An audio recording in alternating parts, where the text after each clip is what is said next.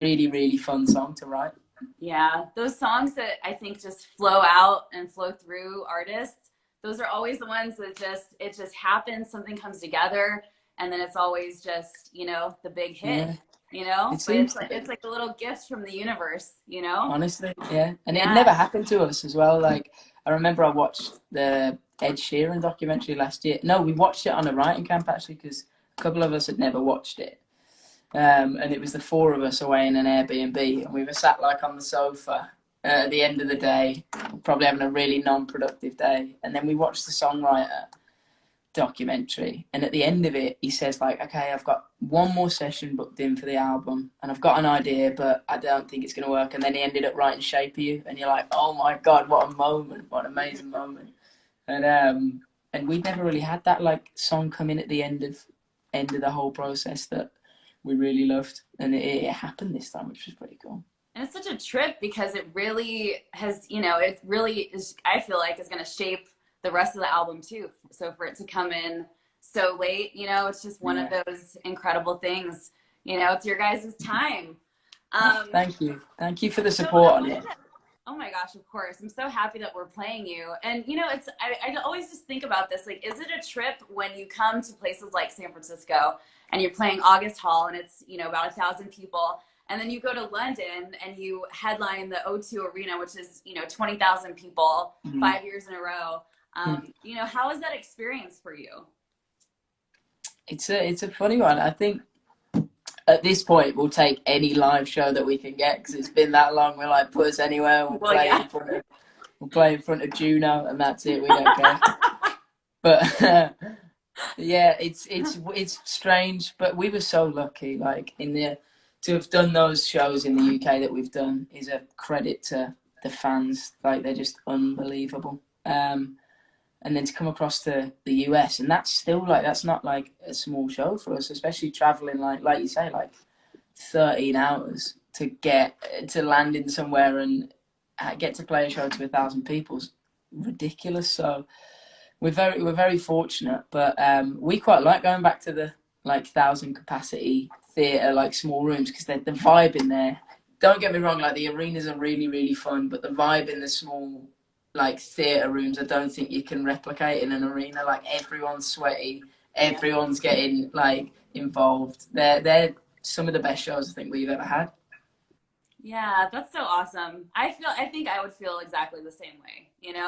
Yeah, And, just like a different way to get to connect and yeah. also kind of see, what you're made of. Because when you get used to playing those big arenas and everything's so dialed in, then you go back to the kind of the smaller venues, I feel like you're kind of more on the Oh, spot. yeah, and you can't like hide behind anything. So if anything goes wrong, it's like, oh, we saw that, and you Yeah. can't hide behind that. Yeah. So Cherry Blossom being the name of the new album, and I stalked your Instagram a little bit, and I really loved the videos you posted with you and your mom when you were hiking up Oh Mount yeah, Fuji, and yeah, yeah, you would like do these check-ins, and you're like, oh yeah, we're yeah. doing great. And you'd like pan over to your mom, and she's like laying on the ground. So funny. I felt so bad. I felt so bad because we were so underprepared for that trip. Oh, Like, my mum was coming out, I flew my mum out, and she's always wanted to go to Japan. And it was so cool. Like, my mum's like my best friend. It's amazing. So it's like, it's so cool to like bring her into it. And like into the whole touring thing. But we were like, oh, we'll climb Mount Fuji. That'll be fine. It's just like a big hill. And we didn't like research how hard it's going to be. I think it was like 2 days before we looked at it, and it was like, oh my God, this is going to be really tough. And I think she got really bad altitude sickness. I think oh so. And man. I was just there videoing her throughout it. She was like, I'm gonna get Terrible. you. So did your time in Japan have anything to do with naming the album Cherry Blossom at all? Massively. That's Okay. where the idea for the album name came, literally. And I know it sounds really cliche because I feel like every band or artist goes to Japan and comes back like inspired, but it is a really, really, it's just such an inspiring place. And I think they get, I don't know, it's like the world working out there. They're all really, there's a real peace, and it's, I don't know, it's lovely. But Came back and like spoke to the boys, and the whole idea that Cherry Blossom represents rebirth and renewal, and the places that we were all at in our lives individually, but also as a band. We'd already known that we wanted this album to be something completely different to anything that we'd done before. We wanted it to be like something that people wouldn't expect to hear from the Vamps. So when we kind of dove in a bit deeper into Cherry Blossom and the fact that it resembled all of those things, it just kind of felt like the perfect match. Yeah, it's so awesome. So it's coming out 2 days after my birthday, so October 16th. Oh, that's still happening, right? Yeah, yes, at the moment, yes, yeah. Awesome. So I guess my last question before you perform, which I'm super excited about, is, you know, you look back from your career, you know, you guys getting together in 2012 and kind of meeting the guys through like Facebook and all these ways, and to where you are now, what would you say is maybe your proudest moment throughout your career so far? Oh, good question. I hit you with a tough one. Nailed it, yeah. I think I remember really like, so we played the O2 last year. Yes, last year. Was it? Correct me if I'm wrong, if in the comments or anyone, but I think it was last year. You're right. Yeah. And it was that was the one that was like the 5th show that we'd done year on year. And we've had so many amazing moments, but I think as we've got a bit older, we've just learned to, you just appreciate it so much more. I think when we were like 17, 18 when we came out, and you're caught up in everything, you're kind of reacting rather than necessarily observing it all.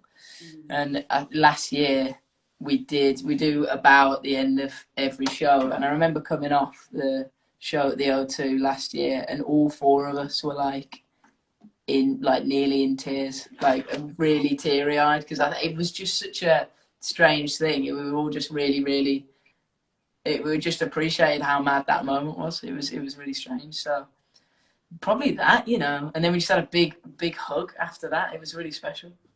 Oh, yeah, moments like that, I feel like they're really humbling and just inspiring, and you feel all the love and you feel like you're a part of something, because I really do feel like music is so important, you know, and especially during times like this when we can't go out. Like, I realize how much I get now from going to the live shows, and how like I come back and I feel like my spirit is filled up, you know. And so I think you know, as we go back to some normalcy, you know, playing that first show again is probably going to feel so amazing, you know. And going, like you're saying, like, yeah, do you go to a lot of live shows then? Do you go and see a lot of live bands? So many, yes. Yeah, it's been a massive miss. Like, we've missed playing them, but all of us have really missed like going and watching bands as well, because it's such a I think it's a community that you don't get in many other things in life. Like, it really unifies people in a lovely way. The boys say hello, by the way. Tell them I say, you guys are all so lovely. You've all like messaged me, and like me and James were sending videos yesterday back and forth with our dogs and stuff, you know. Yeah. So you guys are all just such like sweethearts, you know. And I'm definitely just a huge supporter of what you're doing, and you know, anything I can do on all of I'm free, and you know, I'm on K-Rock as well, so I'm just you know, supporting that you. That is genuinely K-Rock. That's so kind. Thank you very much. K-Rock's like, we go over to K-Rock and we're like, we need K-Rock in the UK. Like, when we go and drive around like the US, we're like, we need a K-Rock in the UK. It's such a good station. It's like so the great. Tunes are amazing. Now we just gotta get the Vamps on there, you know. That'd be amazing. Thank you. Right? Thank you for the support, Megan. Of course. So you're gonna play "Married in Vegas" right now. I am. You're gonna serenade me and Juno. Oh my god. As long as you can get Juno in it, please. I'm gonna do my best. Yeah, I know. I've got a golden retriever, and unless it's food, he's not coming anywhere. Juno hates the camera, is the thing. She just. Oh, is he camera shy? Yeah, she like well, like if I try to video her, take photos, she's not happy about it.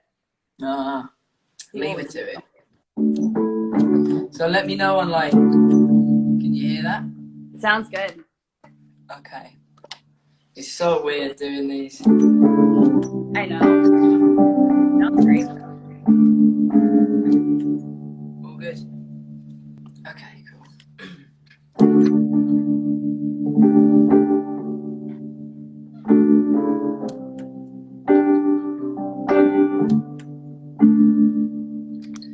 No good for me and my frame of mind. I think about you all the time. A pretty little thing could wreck me at 25. Say the words and I'm always turning drink into 5 years. Spend my money on honey, come bleed me dry. I came here to be someone else. I found you and I found myself. Mr. Mister, I'm on it. Bet your house, I'll call it. Yeah. It feels like a TKO. Feels like the lowest blow. Yeah, yeah, yeah. Under the neon lights, I think we might get married in Vegas.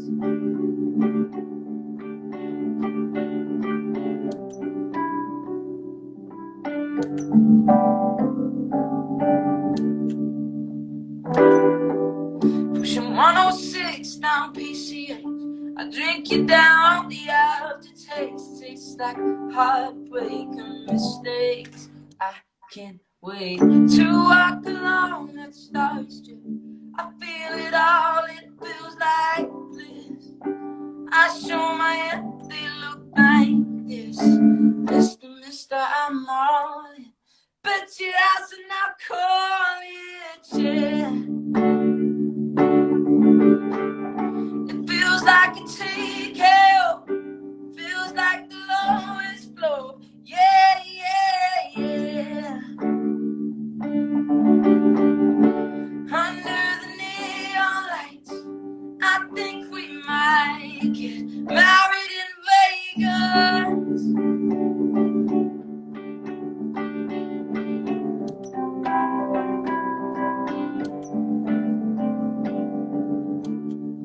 For better or for worse, I'll be riding high. Even if it's just tonight or the rest of my life. So come on, do your worst. I'm here all night. Cash out, cards down, I roll the dice. Yeah. It feels like a TKO. Feels like the lowest blow. Yeah. And under the neon lights, I think we might get married in Vegas.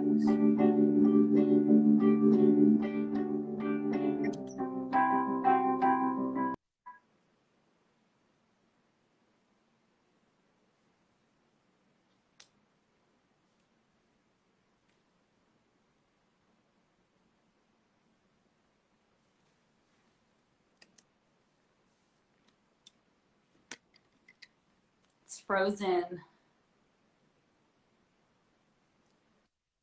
What's gonna happen? Did It's it cut frozen. out? Oh, you're back though. We got most of it. We got most of it. Was it cutting in and out, or was it? No, it was perfect up until like the last 20 seconds. Oh, Oh my God, that was so good. Thank you. I don't know why.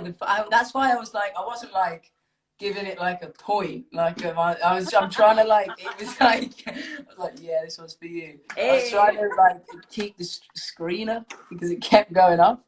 Oh my God. No, we got most of it. That was so good. Your voice is so crazy good. It's insane. That's very kind. Thank you. Oh my God. I feel so lucky to just have had that happen right now. No, thank you. I feel it's an absolute pleasure to speak to you, Megan. Thank you so much. Same to you. So, yeah, thanks for to everybody for watching. And the new album, Cherry Blossoms, coming out in October 16th. Yeah. And I can't wait until we actually get to meet in real life. Oh, hopefully soon. It'll be sick. It'll be so good. I'm excited to come back to San Francisco as well. I love San Francisco. So I'm in LA, but okay. And LA. Come love to both LA. places, you know? Let's do both. Let's do both. Awesome. Well, Brad, thank you so much for chatting with me. This was super fun. Pleasure. Yeah, thank you. Thanks again. And thanks again for the support. Honestly, it's really appreciate it. Yay. All right. Well, we'll speak soon. Okay. We'll speak soon. Hopefully we'll go to a live show and we can all have a good time together. I would love that very much. Yeah. Awesome. Thanks a lot, Megan. Stay safe. All the best. You too. Thanks Bye-bye. everybody for watching. Bye. Thanks, guys. Bye.